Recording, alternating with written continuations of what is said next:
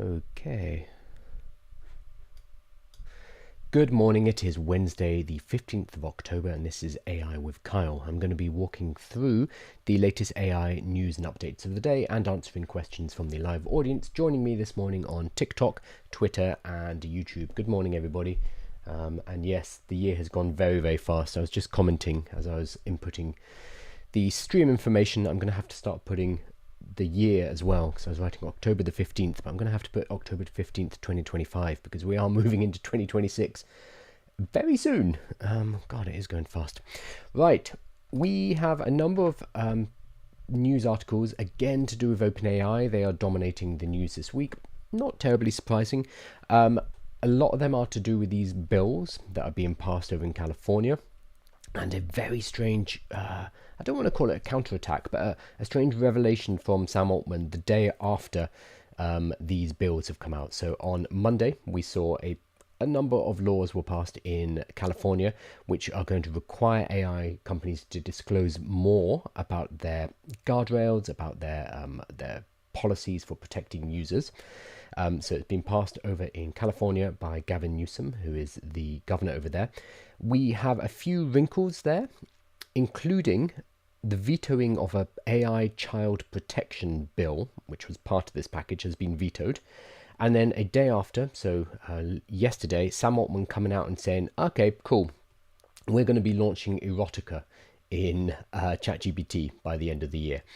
So there's been a bit of a roller coaster of a ride, going from a bill that was meant to be suppressing some of the worst tendencies of artificial intelligence to Sam Altman yesterday saying, yeah, we're going to put erotica and not safe for work content directly into ChatGPT. So quite an about face, I would say. Let's look at the context, because a lot of people are doing what I just did, which is focusing on the headline, which is Sam Altman mentioning erotica. But there are a few kind of steps to get us there, and I think the bigger question is one of age verification, and that's kind of being ignored right now. So we'll have a look at that. So first up, let's look at the context. So on Monday, we covered, was that Monday? Yeah, Monday, we covered the bills are passing over in California under Gavin Newsom. We have an update on it, which is Newsom vetoing a particular bill, which is part of this package, about child protection with artificial intelligence. So let's have a look at it. California Governor Gavin Newsom has vetoed Assembly Bill 1064, legislation that sought to protect children from psychological and criminal harms tied to the rise of artificial intelligence tools such as ChatGPT. The veto comes as part of a broader package, so this is why it gets confusing, a broader package of AI-related bills aimed at establishing guardrails for how AI interacts with children and vulnerable users. So a lot of that did get passed, but there has been a veto on a particular part. Although most of the measures have been signed into law, including new rules that add hefty fines for AI deepfake pornography, I think up to $250,000, if I remember correctly, and requiring AI chatbots and social media platforms to verify users' ages and monitor for suicidal thoughts, Newsom has declined to approve AB, Assembly Bill 1064, which has been touted as one of the state's strongest attempts to regulate AI chatbots. So they've pushed through a whole range of different rules, but one particular aspect has been removed. It's been vetoed by Gavin Newsom. AB 1064 imposes such broad restrictions on the use of conversational AI tools that it may intentionally lead to a total ban on the use of these products by minors, Newsom wrote in his veto letter. He says he plans to work with lawmakers next year to develop a new bill that ensures young people can use AI in a manner that is safe and age appropriate. And then there is some context about the suicides that have been connected to ChatGPT. Adam Rain, unfortunately a 16-year-old boy, and a few cases connected to character AI as well. So Maria, who's this? This is San Francisco. Oh no, this is someone else. So while the legislation represents a significant expansion of protections for AI users, critics argue that some of the most important policies were watered down at the last minute. I mean, it does seem like that has been the case, that suddenly a quick veto has been passed. So it looked like Gavin Newsom was coming for the AI companies a few days ago, but now parts of it are being neutered, removed, or vetoed in this particular case. So Assembly Bill 621, for example, strengthens penalties for deepfake pornography, allowing victims, including minors, to seek up to $250,000 in civil relief against third parties. So that has passed. AB 316 prevents AI developers from escaping liability by claiming the technology acted autonomously. So the creator of the AI has to take legal responsibility. While AB 1043 requires age verification by operating system and app store providers to block children from accessing appropriate content. And AB 56 mandates social media warning labels about the harms of extended platform use. So there's a whole bunch of different things, and so it does get a bit confusing. But what has been okayed and allowed through, or at least is going to be discussed later, is this particular Assembly Bill 1064. So that's the context, the political context is what's going on. Pretty complicated. This is where it gets a bit wild. So a day after Gavin Newsom kills the AI kid safety bill, Altman announces ChatGPT erotica. Now that is the headline. We'll hop over to what Sam actually said and the context of this, but that is the headline, and this is what you're going to be seeing all day today, is ChatGPT adds pornography. Let's take it a bit more calm. So AI was promised to say blah blah blah. Okay, this is going negative automatically. So let's jump straight to Sam actually. So Sam has said, we made ChatGPT pretty restrictive to make sure we're being careful with mental health issues. So this was the shift from 4.0, which was sycophantic and agreeable and potentially dangerous for people who had mental health issues, to GPT-5. And a lot of people did not like 5 because of this, because it put in a lot of guardrails. And now if it goes into certain topic areas, it will shut down the conversation. And if you are having a sensitive conversation or a personal conversation with 4.0 and a ChatGPT or OpenAI feel that it's getting a bit problematic, they will shift you to 5 automatically and they won't even tell you. So we realize this made it less useful / enjoyable to many users who had no mental health problems. But given the seriousness of the issues, we wanted to get this right. Now that we've been able to mitigate the serious mental health issues and have new tools, we're going to be able to safely relax the restrictions in most cases. So this is a bold claim. He's basically saying, yeah, we've dealt with this. We've mitigated serious mental health issues. New tools in this case are, routing people to GPT-5, which was incredibly unpopular. That people realized that was happening about 2 weeks ago. In a few weeks, we plan to put out a new version of ChatGPT that allows people to have a personality that behaves more like what people liked about 4.0. We hope it will be better. If you want your ChatGPT to respond in a very human-like way, or use a ton of emoji, or act, that's weird, he calls it emoji, not emotion, or act like a friend, ChatGPT should do it, but only if you want it, not because we are usage maxing, i.e. we're not just trying to make you use it more so that you get hooked on the product. In December, as we roll out age gating more fully, which is required now by these laws that are being passed in California, and as part of our treat adult users like adults principle, we will allow even more, like erotica for verified adults. So this is the context of this is the age gating. It's going to be required to give an ID to ChatGPT or to the App Store or in some way to verify how old you are.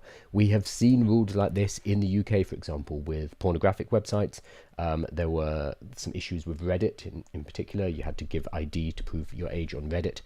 And we are now seeing this with OpenAI. This is because of the Gavin Newsom bills that passed at the beginning of the week. So age gating is going to happen. What ChatGPT are doing here, which is really interesting, is like, okay, cool, you're forcing us to age gate, that's fine. We're going to get nasty inside that age gate. So it feels a little bit like they're calling the bluff of the lawmakers. It's like, okay, fine.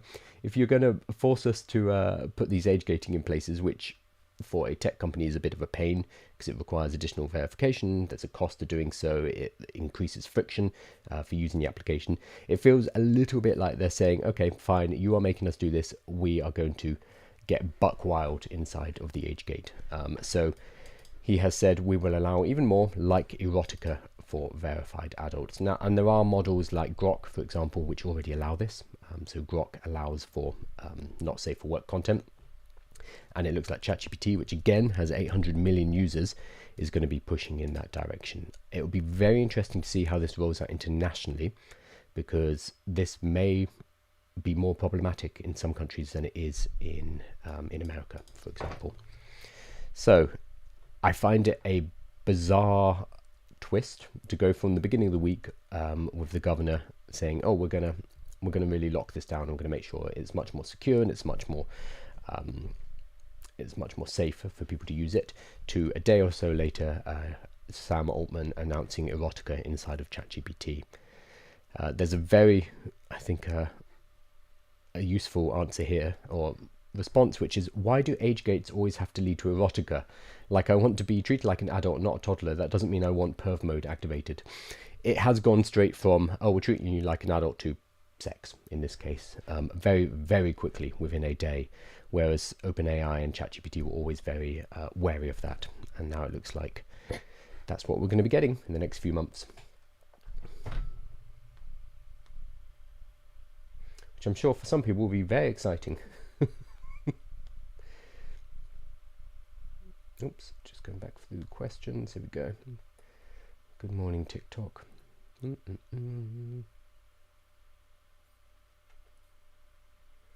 So I have to scroll through. It tells me every single person that joined and every single person that liked. I wish there was a way to filter so I could just see the comments. Who wants to earn 50 quid? Message me. Don't think so. I think I'm going to go ahead and not have you here. There we go.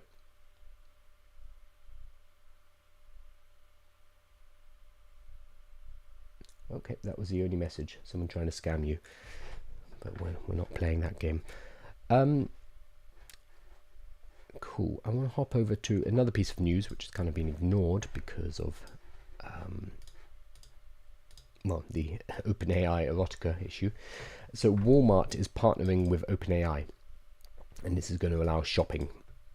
So again, this is pushing ChatGPT into a place where it becomes like the everything app. This is where we're going to spend our time. We're going to look for products, we're going to research them, and then we are going to purchase them via ChatGPT. This opens up large revenue streams for ChatGPT and OpenAI, and it also opens up the possibility of advertising, because as soon as you have products and you have transactions on your platform, advertising is the logical next step. So when you are looking for just looking around, when you're looking to buy a new laptop, for example, ChatGPT will help you with the research options, and then when you go to purchase, there might be sponsored listings that are added into it. So this is moving us closer and closer to that reality, which is going to happen. It's just a matter of when. So this is another step in that direction. So Walmart is teaming up with OpenAI to enable shoppers to browse and purchase its products on ChatGPT, the retailer's latest push to incorporate artificial intelligence. So users will be able to shop Walmart's assortment directly on ChatGPT by clicking a buy button. And the catalogue will include apparel, entertainment, packaged food. Okay, so you can't do groceries yet, and other products. We view this as an opportunity to deliver convenience in a way that meets customers where they are, said Danka, who joined the company this year from Instacart to accelerate AI adoption. So fresh food is not included in the offering, partly because consumers buy similar products weekly. The new function will launch in the fall. So this is probably, I don't see any, this is probably one of ChatGPT's apps. So on Dev Day last week, they announced that there are new applications that can be deployed within ChatGPT, and we saw a number of them like Booking.com. Oh gosh, I think there's a DoorDash one, which is a bizarre one. Etsy, Shopify. There's a whole bunch of different software products that are connecting directly into ChatGPT and can be accessible inside of the interface. I imagine this is the same. I don't see any details about it, but that would make a lot of sense. So yeah, people are increasingly tapping AI for daily tasks, ranging from writing emails to looking up recipes. Shopping is emerging as another use case as people seek to compare deals and read aggregate product previews. I mean, this is how I do my shopping now. In response, retailers are testing tools aimed at answering customer questions in real time and helping shoppers find what they want. 100%. OpenAI has also has deals with Etsy and Shopify to allow ChatGPT users to buy products from their merchants. At the moment with those, it sends you off to the page, so they don't have integrated payment. Integrated payment is being tested in India right now, which is a fascinating test market because it's 1.5 billion people and a large user base as well. So I imagine based on how those tests in India go, there will be payment integration directly into ChatGPT in the rest of the world at some point in the future. But then it becomes fiddly because they're going to need to integrate with payment providers, companies like Stripe, for example, or directly with MasterCard and Visa. If those card companies are smart, that would be a very interesting push. So again, this is all the same pattern that we're seeing again and again, which is embedding ChatGPT deeper into our lives, making it a complete replacement for Google, which has been basically the paradigm. Search has been how we've used the internet for the last 20 years. That is shifting. We're moving towards generative AI instead. And with that, the advertising dollars are going to shift from search, which is where Google makes all of the money, about 70% of their revenue. It's going to shift into artificial intelligence, and that is a huge amount of cash, a huge amount of money that ChatGPT, so OpenAI, and all the other AI companies will be looking at and thinking, I would like a slice of that pie. And that's going to require shopping recommendations. So when people are kind of in an exploratory phase, it's going to include providing them links directly to retailers, and eventually it will be allowing them to transact directly in ChatGPT. And on top of that, you will layer advertising in order to nudge people in the right direction at each of these stages, whether it is when they're researching, when they're trying to find a retailer, or when they are completing the transaction. So expect to see this. I wouldn't be that surprised if we saw it by the end of the year, but definitely in 2026, I'm willing to bet that ChatGPT will add advertising.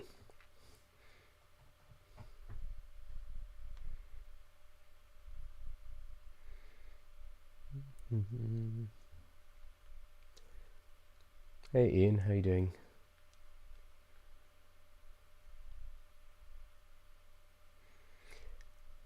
Cool, not many questions today, that's fine.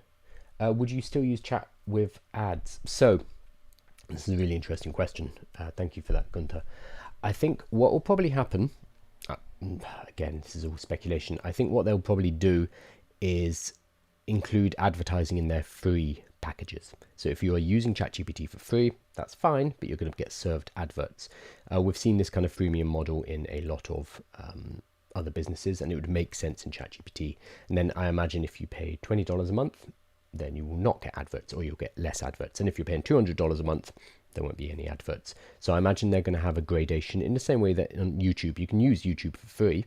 You can access any video you want, but if you're doing it for free, then you're going to get sent adverts.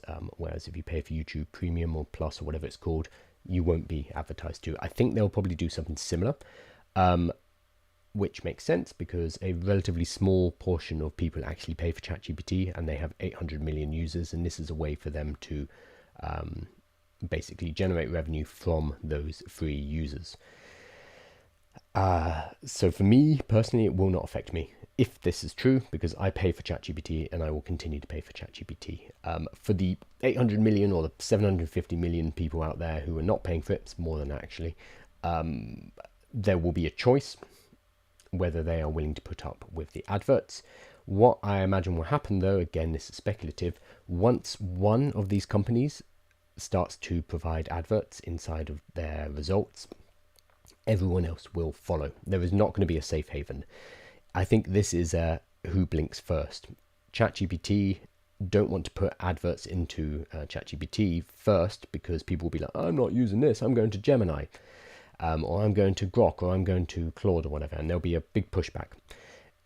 However, as soon as one company has done it, I would expect in the next few months for all of the others to deploy something very similar. Like Gemini, who belong to Google, I'm sure this is very much on their plan because Google's revenue comes from search right now. They are a search-based advertising company, and they need to shift that into Gemini. But again, they don't want to be the first ones to do that because as soon as they do, they lose trust and people go to OpenAI. So I think it doesn't really matter what we think. it's going to come to all of the AIs eventually. It's just who's going to introduce it first and who's going to be the most egregious. And will some people be a bit more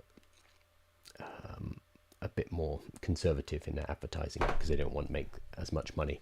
But it will come for all of the AIs eventually, unless you pay. And if you pay, you'll be able to clear out the adverts. That's my assumption here.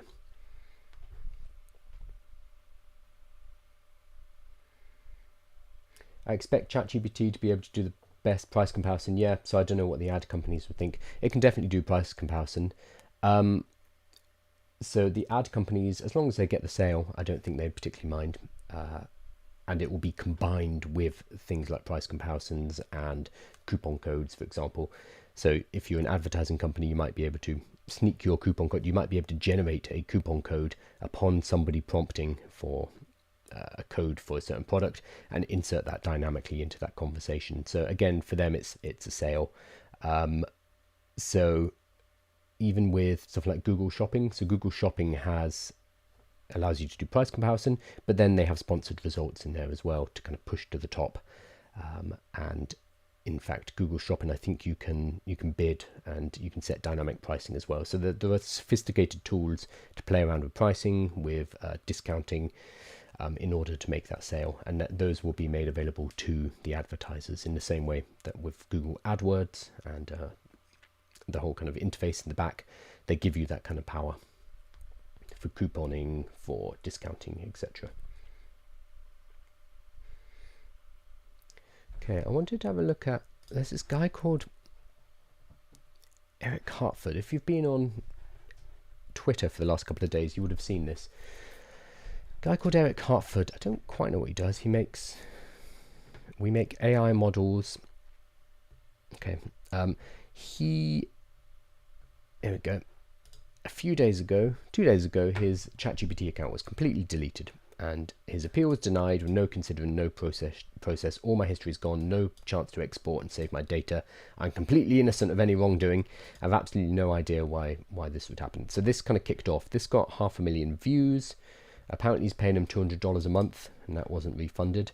So today, a couple of hours ago, he got his account reinstated, and he got a message from ChatGPT saying, hey, thank you for your message and providing additional context around your work. We've reviewed your account, reversed the original decision and restored your access.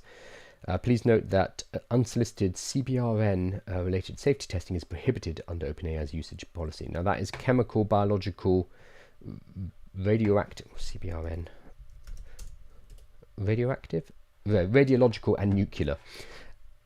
So if you are trying to make a dirty bomb, for example, you get kicked out of ChatGPT.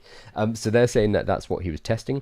And in the first ban, they said the reason was weapons. So he was researching weapons. He denies this completely, and he says that they are lying. So whether or not this Eric Hartford guy is for real or not is kind of beside the point.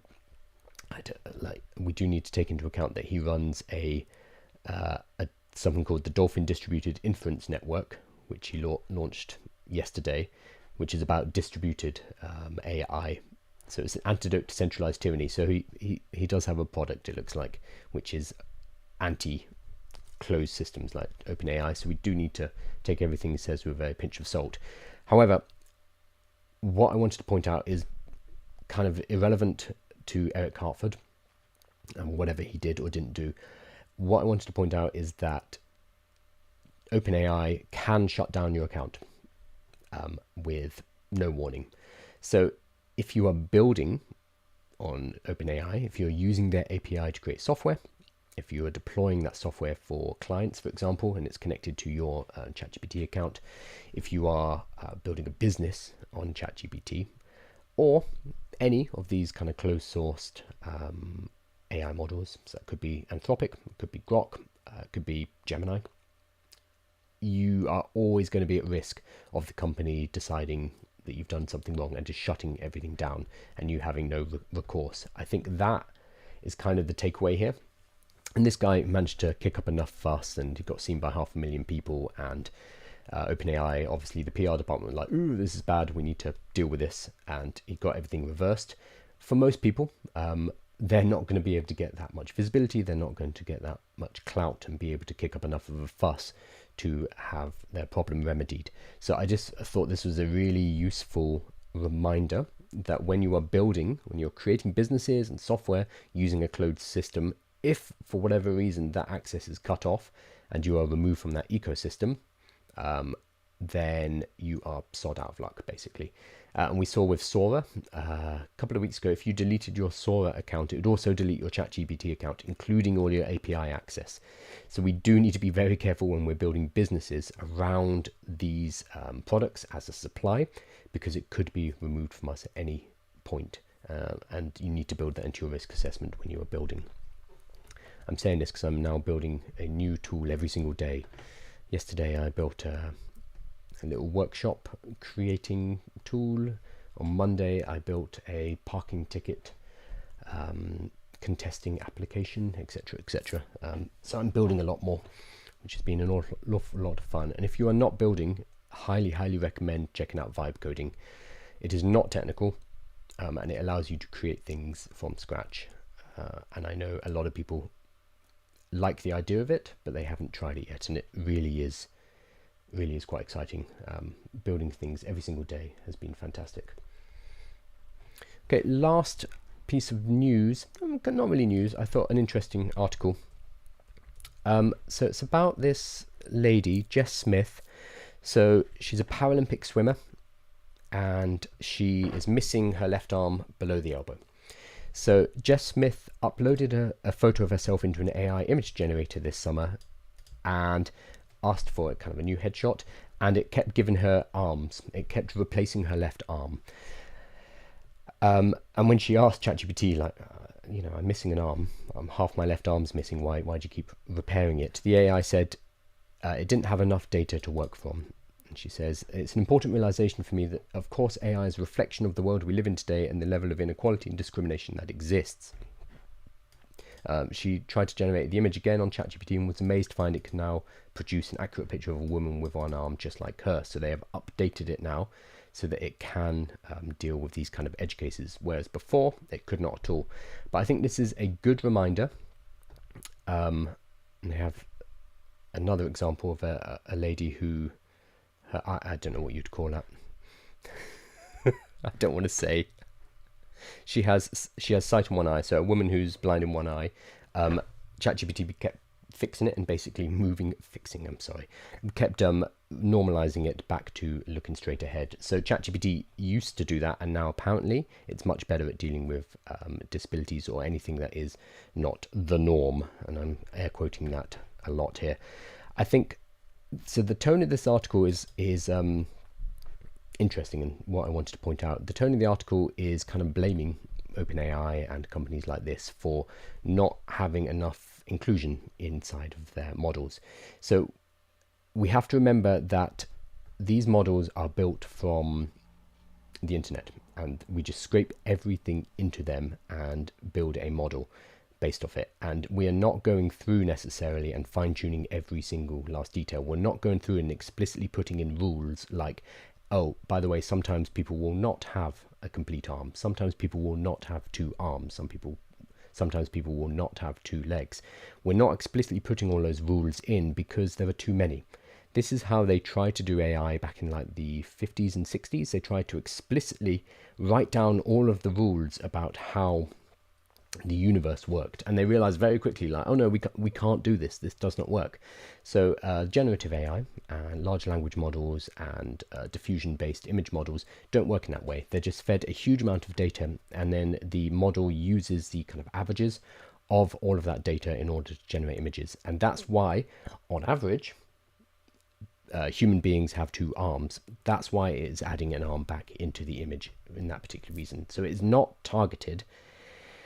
And it's not to do with discrimination, it is just about the data that we feed in. However, it is important that we therefore add in more data that comes from different sources. So for example, a lot of the a lot of information,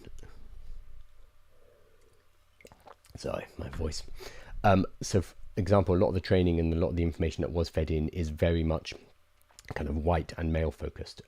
I mean, arguably a lot of the internet is as well, unfortunately. So these, it needs to be balanced out by making sure that we have more information coming from different places. And that's why there are new training companies that focus on getting unrepresented information into these learning models. But I wanted to point out that it's not people sitting in a room. It's not a conspiracy of people trying to delete underrepresented people from the data. It's just that data does not exist in the general corpus, and we have to take an active effort to add it back in. And it looks like OpenAI have done so, and they have managed to.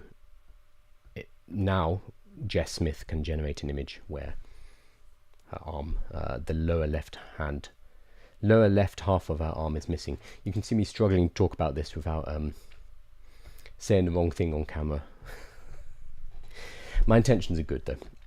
So I thought it was a very interesting article because it is the BBC. Again, the BBC is always a little bit, well, very negative about artificial intelligence, but this is not people intentionally targeting disadvantaged groups. It is just how the data works, and we need to do better, yes, 100%, but it is not a conspiracy. I think that's the important thing to point out.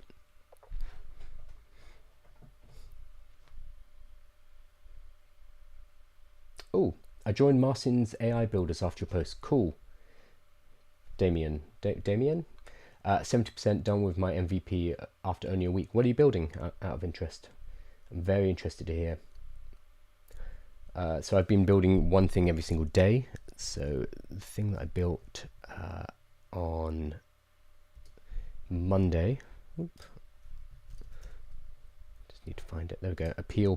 appealparkingticket.co.uk allows you to contest a parking ticket. Because I found out that the private parking ticket industry in the UK is about £1 billion a year. Only 0.58% of parking tickets are contested, but if you do contest that parking ticket, you will win 40% of the time. And the reason people don't contest it is because they don't know how to do the paperwork. They get confused about the whole kind of legal proceedings. So I built a tool which allows you to take a photo of your parking ticket. It uses that, scans in all the information.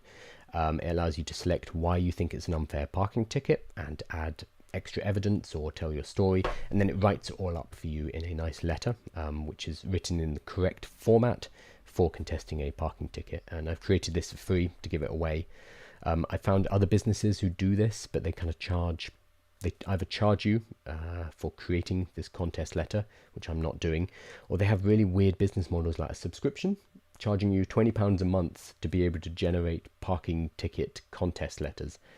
But that requires you to think, oh, I'm going to be getting, parking tickets, one parking ticket a month for the rest of the year, which just seems bizarre. So what I've done is just opened it up and made it free, so that people can go ahead and use it.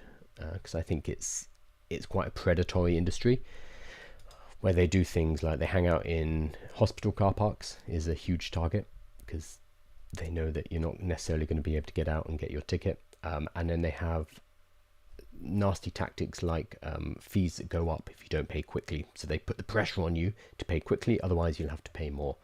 So the whole industry is a bit nasty. Then it's also been growing. It's grown 25% in the last 3 years. So that means somebody is aggressively trying to ramp up these parking tickets in order to make money. And the industry is $1 billion. So I use £1 billion. I use vibe coding to throw together just a little tool to help people push back on that, which I think it's so exciting that we can use vibe coding to do this kind of stuff. And I threw this together in about half an hour, 45 minutes.